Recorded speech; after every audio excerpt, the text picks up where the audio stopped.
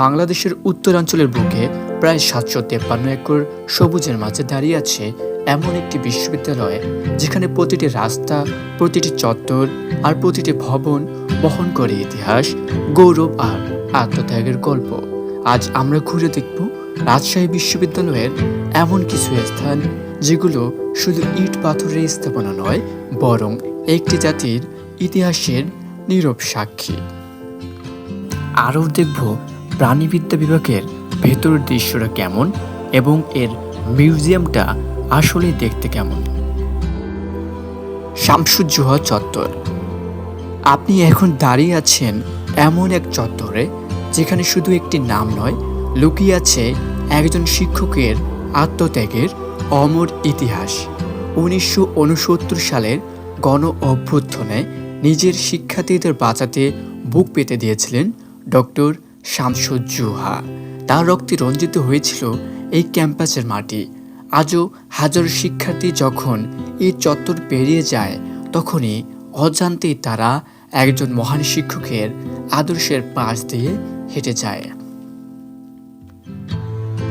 ভোরের কুয়াশা হোক কিংবা গধূলির আলো, পরিবহন চত্বর মানেই হাজারো শিক্ষার্থীর আড্ডা, চায়ের কাপে ঝড় আর বাজের হর্ন। কিন্তু জানেন কি, এই চত্বরটি শুধু যাতায়াতের কেন্দ্র নয়, এটি ক্যাম্পাসের সবচেয়ে বড় প্রেম ও বন্ধুত্বের মিলন মেলা। এখানে দাঁড়িয়ে থাকা লাল সাদা বাসগুলো প্রতিদিন হাজার হাজার স্বপ্নকে বহন করে নিয়ে আসে, আবারও হাজারো স্মৃতি বুকে নিয়ে ক্যাম্পাস ছেড়ে যায়।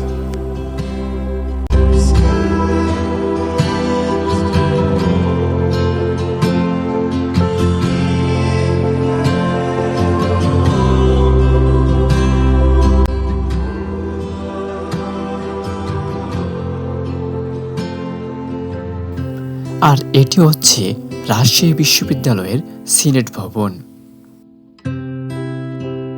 প্যারিস রোড নাম শুনলে যেন ইউরোপের কোনো শহরের কথা মনে পড়ে, কিন্তু এটি আমাদের রাজশাহী বিশ্ববিদ্যালয়ের গর্ব।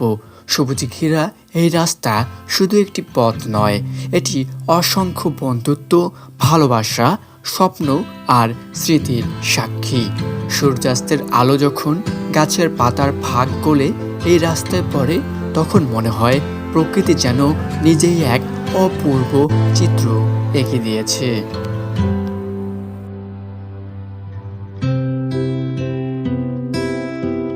শহীদ মিনার।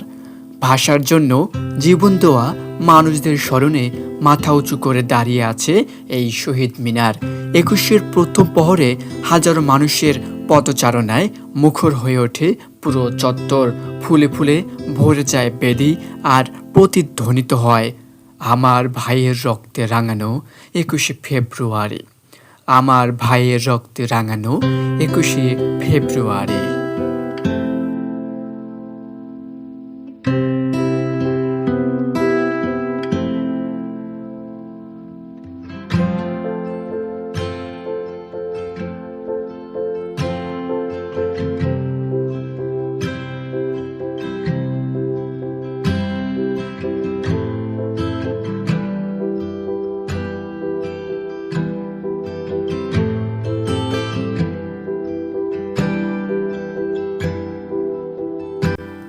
কেন্দ্রীয় অডিটোরিয়াম।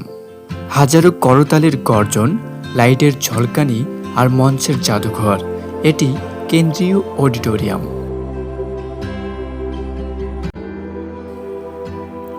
কেন্দ্রীয় লাইব্রেরি। এটি শুধু একটি লাইব্রেরি নয়, এটি হাজারো স্বপ্নের কারখানা। এখানকার প্রতিটি বই, প্রতিটি তাক আর প্রতিটি নীরব কোণ জন্ম দিয়েছে অসংখ্য গবেষক, শিক্ষক, প্রশাসক ও সফল মানুষের গল্প।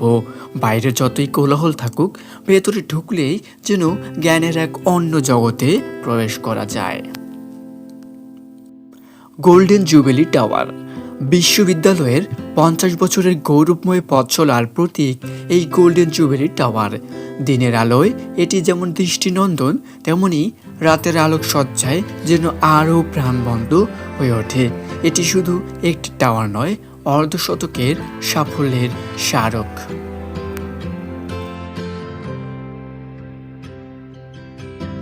কেন্দ্রীয় মসজিদ।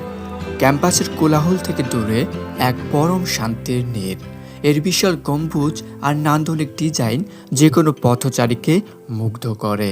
জুমার নামাজে যখন হাজার হাজার শিক্ষার্থীর ঢল নামে, তখন এক অভূতপূর্ব ভ্রাতৃত্বের দৃশ্য তৈরি হয়, যা মনকে এক অদ্ভুত প্রশান্তিতে ভরিয়ে দেয়।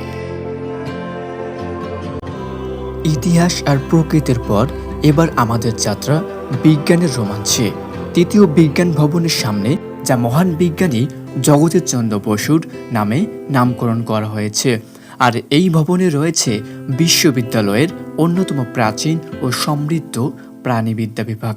তবে এখানকার আসল রোমাঞ্চ লুকিয়ে আছে এর প্রাণীবিদ্যা জাদুঘরে।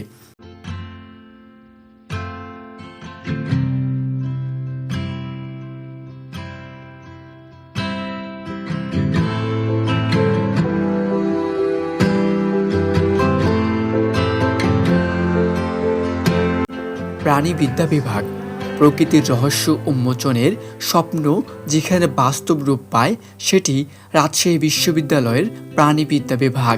এখানেই ভবিষ্যতের গবেষকরা জীববৈচিত্র্য, বন্যপ্রাণী ও পরিবেশ সংরক্ষণ নিয়ে কাজ করেন।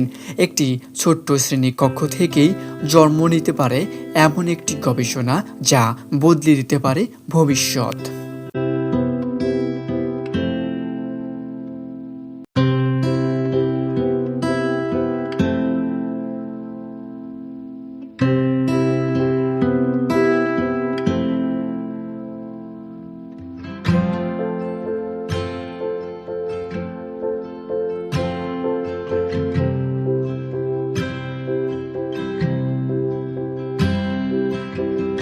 জীববিজ্ঞানের এক জীবন্ত এনসাইক্লোপিডিয়া বলা যায় এই জাদুঘরটিকে। আপনি জানেন কি, এখানে সংরক্ষিত আছে শত শত বিরল প্রজাতির বন্যপ্রাণী, বিলুপ্ত প্রাণীর কঙ্কাল, পাখির মমি এবং সামুদ্রিক জীবের অবিশ্বাস্য সংগ্রহ। প্রকৃতির প্রতিটি প্রাণীর পেছনে লুকিয়ে আছে একটি গল্প। সেই গল্প খুঁজে বের করাই প্রাণীবিদ্যা বিভাগের কাজ। 1969 সালে যাত্রা শুরু করা এই বিভাগ আজ আন্তর্জাতিক মানের গবেষণায় অংশ নিচ্ছে।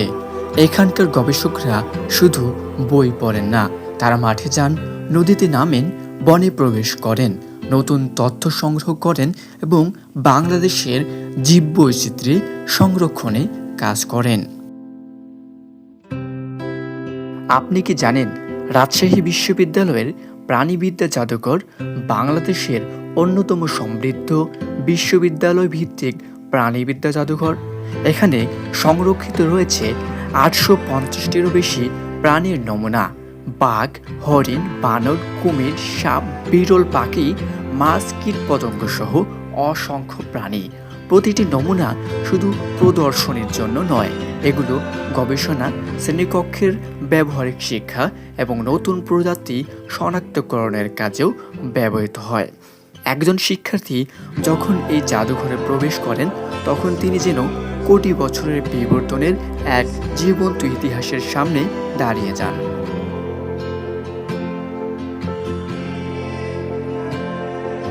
এখানে সংরক্ষিত থাকে বিভিন্ন প্রাণীর প্রিজার্ভড স্পেসিমেন্স, স্কেলেটনস, টেক্সিডার্মি করা প্রাণী, fossils, insects, fishes, amphibians, reptiles, birds and mammals.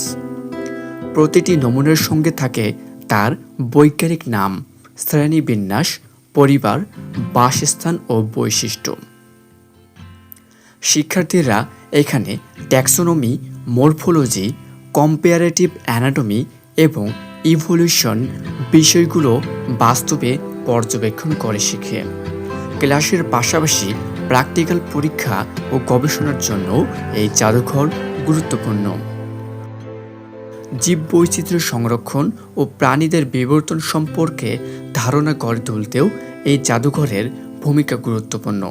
এটি শুধু একটি প্রদর্শনীয় কক্ষ নয়, বরং শিক্ষা, গবেষণা এবং জীববৈচিত্র্য সম্পর্কে সচেতনতা তৈরির একটি মূল্যবান কেন্দ্র।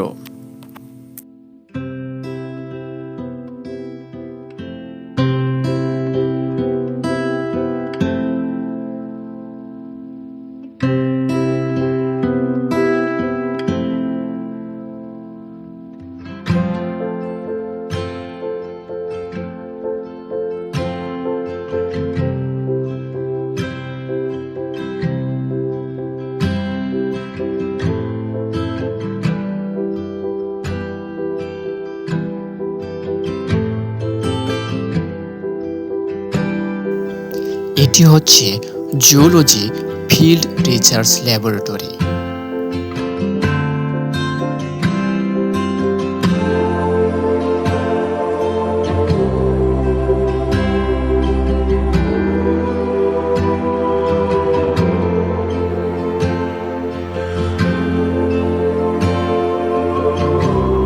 ইতিহাস, ঐতিহ্য, বিজ্ঞান আর প্রকৃতির এমন মেলনবন্ধন আর কোথাও পাওয়া যাবে না। মতিহারের এই সবুজ চত্বর শুধু একটি বিশ্ববিদ্যালয় নয়, এটি এক একটি জীবনের শ্রেষ্ঠতম অধ্যায়। কেমন লাগলো আমাদের আজকের এই মতিহারের ক্যাম্পাসের গল্প? কমেন্ট করে জানান আপনার প্রিয় স্পোর্ট কোনটি।